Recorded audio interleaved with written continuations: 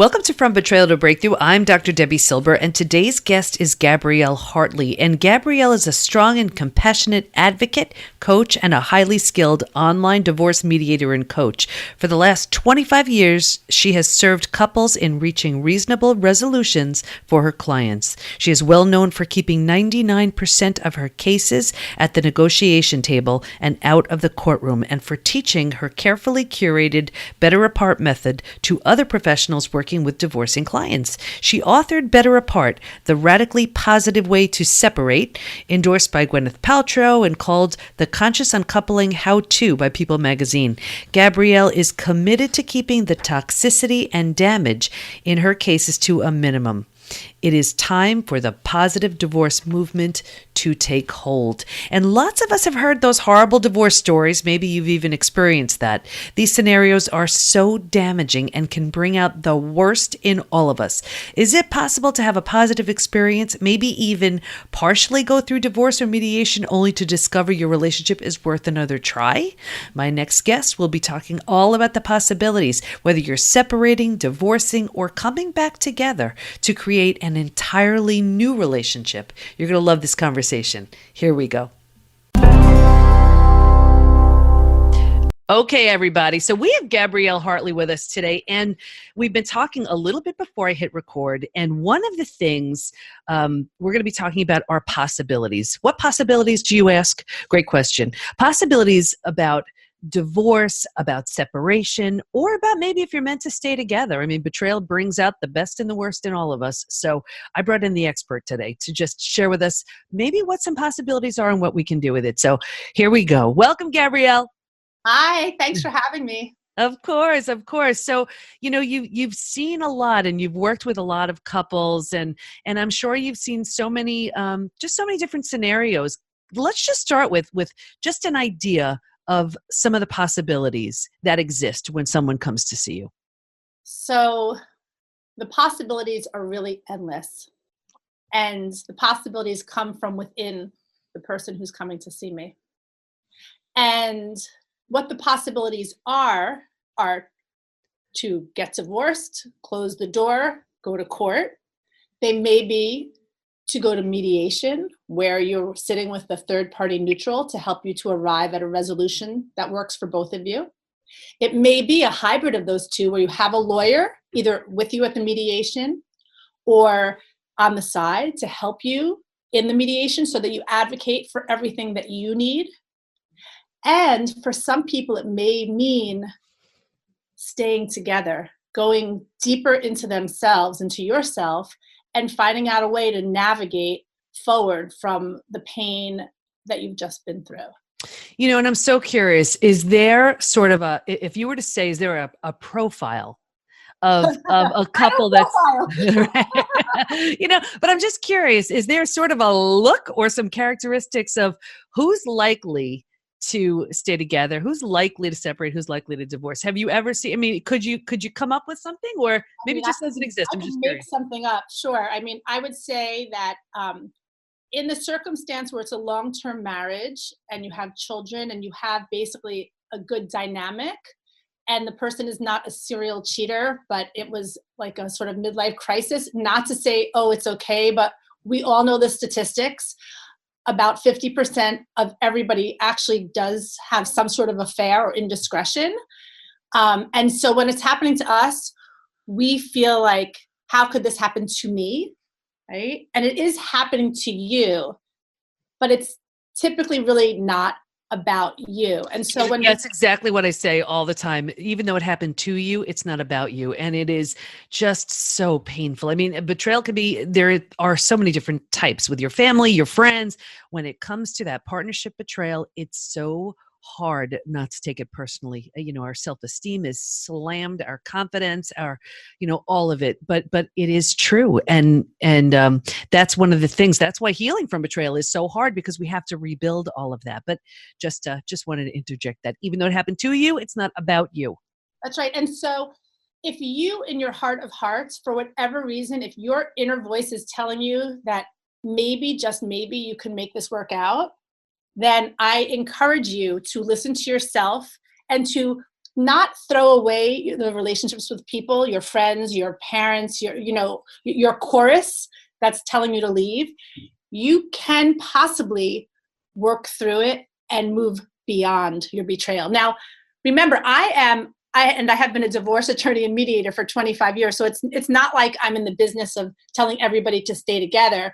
But if you feel like there's something there and you feel that you can move beyond, there are certain things that you can do to help you go deeper and to get to the next level. Although it may be difficult to completely forget what happened, you can still forgive.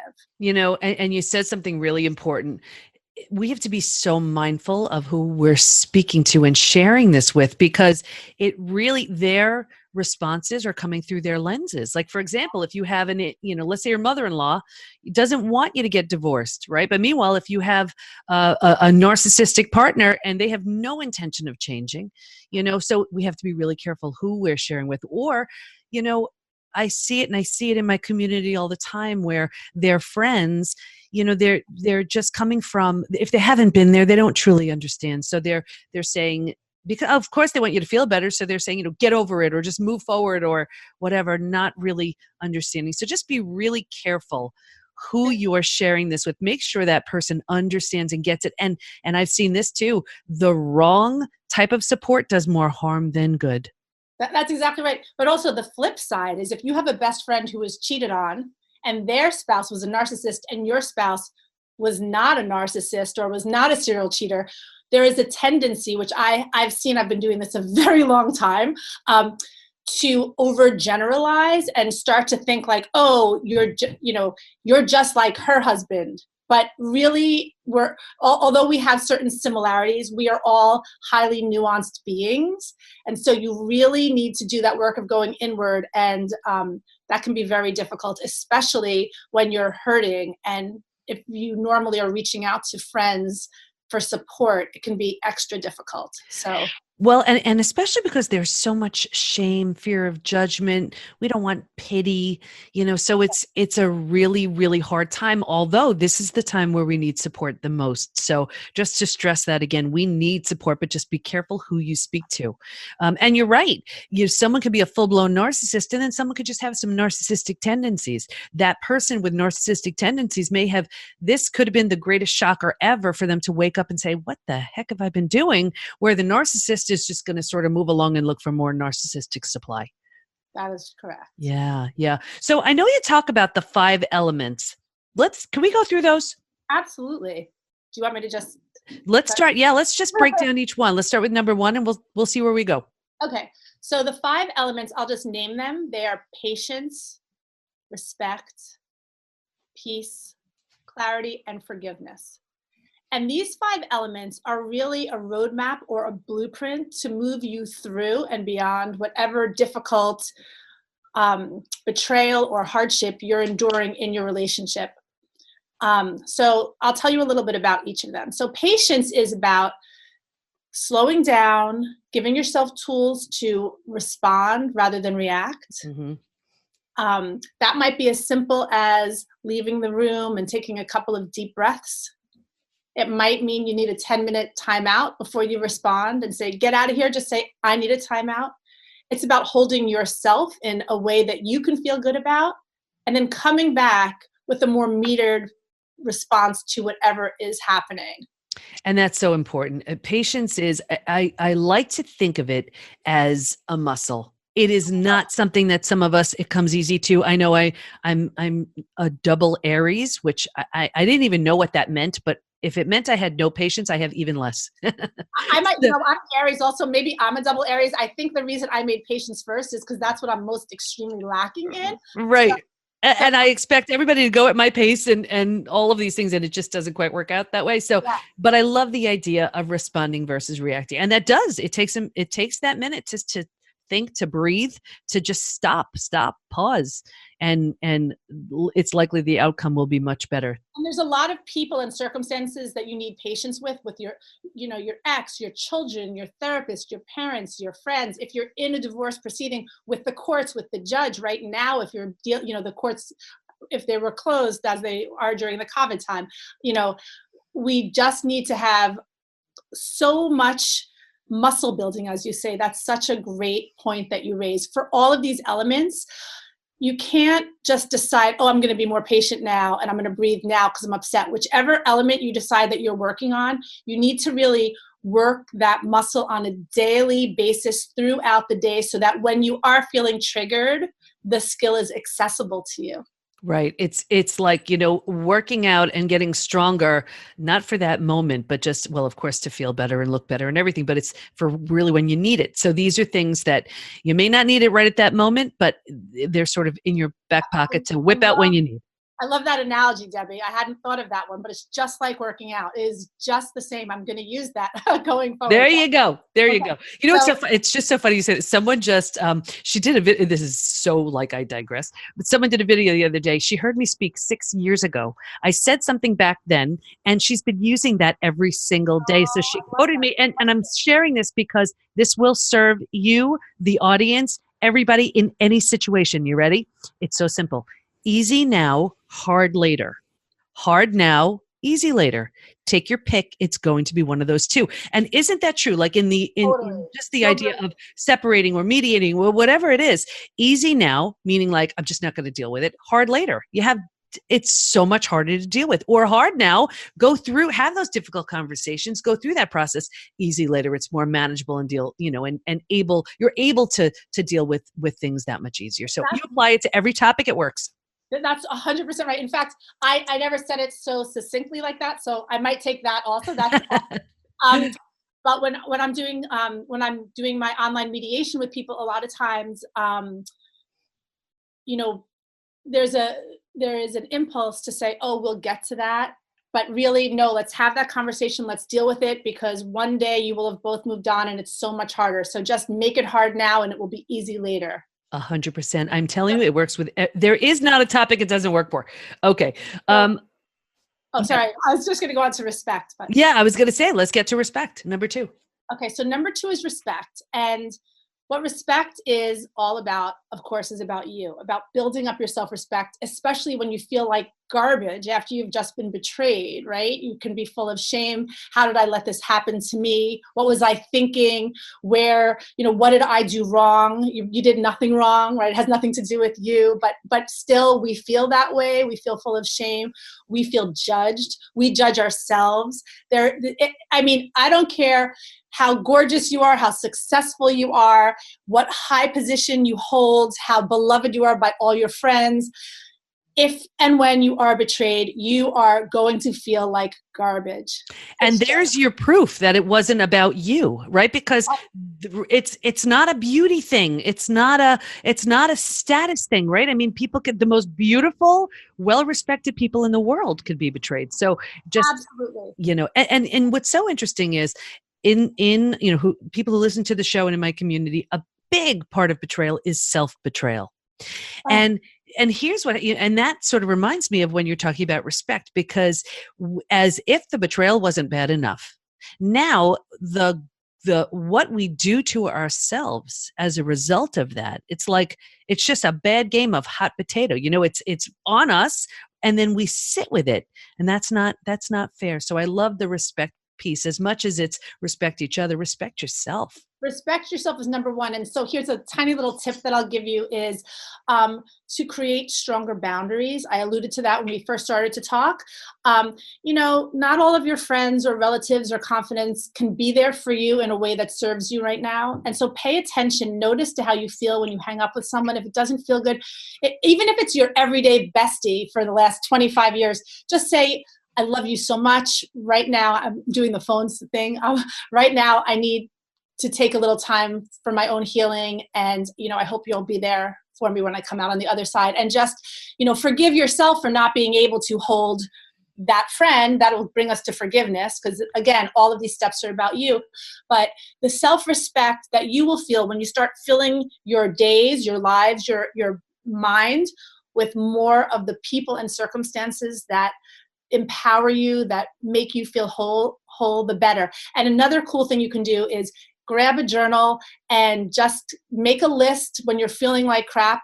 things that make me feel good, or what I loved to do when I was 10. Because when we're 10, we're not like in puberty at 8, 9, 10. What'd you like to play? How did it make you feel? And even if you're not going to now go play with your Barbie dolls again, obviously, you're going to, for that moment when you're writing about it, you're going to actually feel that happiness that you felt at that time, because your head is there. We can only think about one thing at a time. And so having a self-respect journal is a really amazing tool. I love that. I love that. And I'm just going to bring up, you mentioned about friends, and this is something I see all the time. And I want to make sure I mention it just in case this is happening with anybody who's listening. Something really common, one of the discoveries we made was that there are these 5 stages from betrayal to breakthrough. You can't skip them. You can't jump them. You will go through these 5 stages if you're going to heal. And something so common in around a stage 4 is, as we're adjusting to this new normal, right? We've accepted our betrayal. We're moving on. We're starting to create this new life. And I always equate this to, if you've ever moved into a new house, condo, office, apartment, whatever, you're settling in. But think about it. If you were to move, you don't necessarily bring everything with you. And what I see so often is, here's the time where we start outgrowing some of our friendships, some of our relationships, if they were one-sided, if these people did not respect our boundaries, if they were just all about them. We just don't bring them with us into this new version of us. So I have a feeling that ties in with that respect piece. Let's get to the next one. Okay, so the next one, I love the next one. It's peace. And, I often address lawyers. And if you say the word peace to lawyers, it's like a big eye roll. But when I'm talking about peace, I don't mean you're going to be best friends. I don't mean, fluffy clouds and unicorns and fairies. What I'm talking about is feeling like good enough. Where do we reach? How do we feel okay? How do we get to neutral? So it's all about noticing the neutral and moving forward from there. Now, it may be that, you've been betrayed and your ex is not apologetic in a heartfelt way and doesn't own their side and is also not showing up on time with the kids and doing all kinds of things, not paying. I mean, there's like a whole suite of things that can be happening in your life over and above the betrayal. The betrayal is like stage A, and then, as Debbie's nodding because you understand exactly what I'm talking about.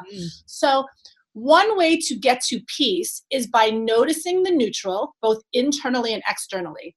So when I say internally, it's like when you feel okay in a moment of your day, notice it.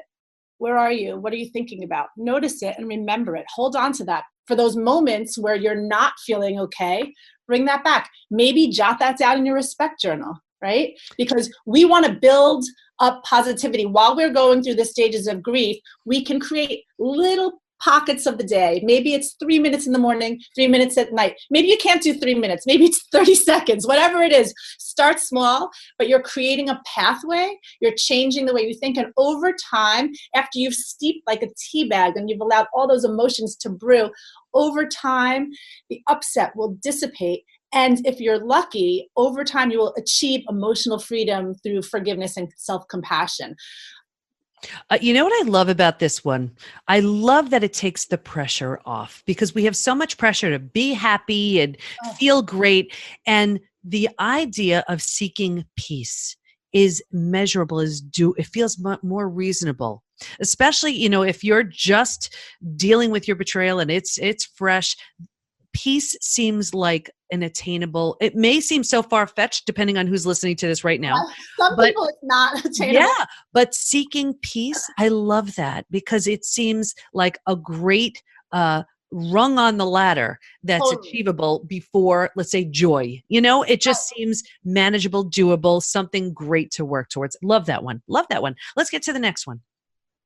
Okay, so the next one is actually my favorite. That's like where the rubber meets the road, and it's clarity. Okay, so we've had, and again, for anyone listening, you don't need to do it in this order. Maybe you're already totally patient. You can skip right over patience. Those of us who are born and bred New Yorkers, Aries, we need patience. We need a double dose. But anyway, so getting to clarity. That's when you are becoming your own active visionary. You're getting out of the blame game. You're getting clear on what do you want? Where do you want to go? How do you see yourself in the world, in your relationship? Can you sustain a relationship with this person staying together. How can you sustain a divorce relationship while co-parenting?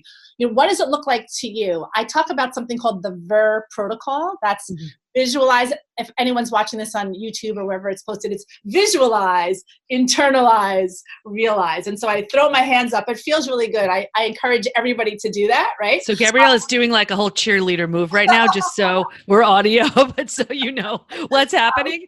Total cheerleader thing going on, but okay. It sort of looks like YMCA, but okay, I got you.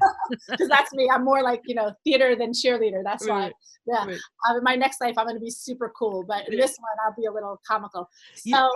So I love this one. It's so interesting. I love the idea of now, being your own visionary. And one of the things I talk about all the time is it's this concept of death and rebirth. And there really is the death of the old relationship, the death of the old you, the death of the expectations and the grieving process that goes along with that. But the beauty of that is because you've done that, it's utter and complete death and destruction of what you had.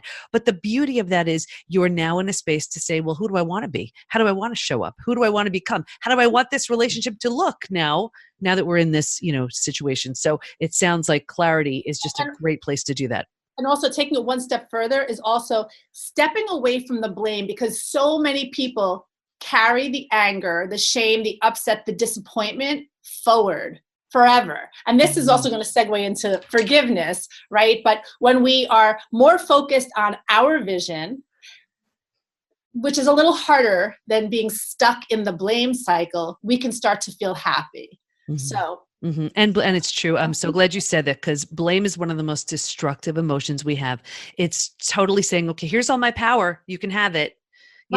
And when we stop blaming, we take our power back, and that's when we start just creating that vision, like what you said. Let's talk about forgiveness, because I found it's just a word until you have to do it. That is really right. So, but you just talked about it, like when we're angry. So anger serves a very strong protective. It's a protective measure for all of us while we are suffering, when we're feeling betrayed. It's what supports us. It gets us through. It allows us to not crawl up into a little ball and just cry and disappear and become a shell of who we are. But over time, and time may mean, years, it may mean decades. I mean, it's up to you. You're in charge. When I wrote Better Apart, I had said to my mom, by way of background, my parents divorced when I was 9 and my brother was 6. I changed houses every day. My parents were sort of braggy about how amazing their divorce was. And I didn't realize it was until I worked for a judge and I saw how bad divorces often became.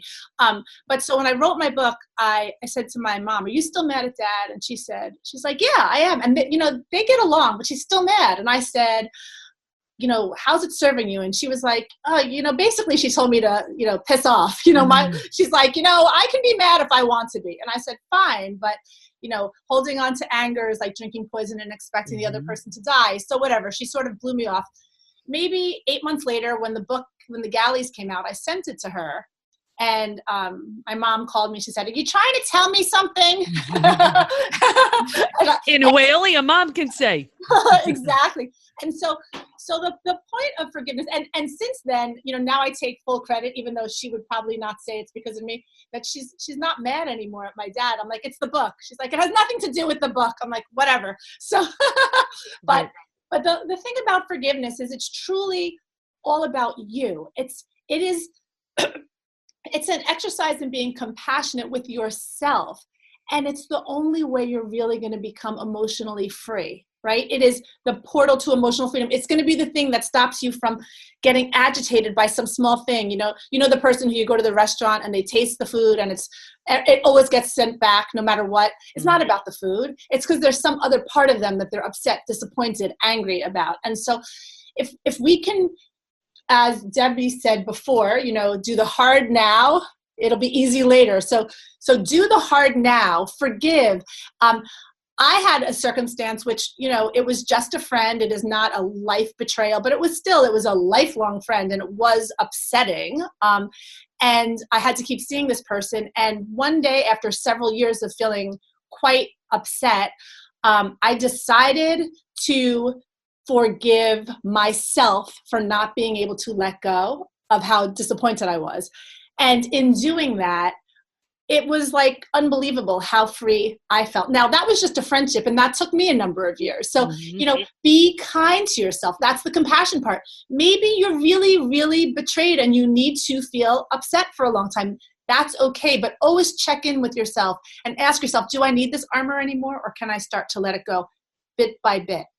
And, and forgiveness is a process. I just want to remind everyone, if you think it's this one big, grand, magical ta-da moment, no, it's not. It's layers and stages. And sometimes you forgive and you take it back, and then you forgive and you take it back. And just to give yourself some time and patience with all of this, especially if you're looking to forgive and rebuild. I mean, forgiveness is always in your best interest. But when it comes to rebuilding an entirely new relationship with the person who hurt you, whether it's a family member, a friend, a partner, this takes time. And it takes time also because it's along the same timeline as trust.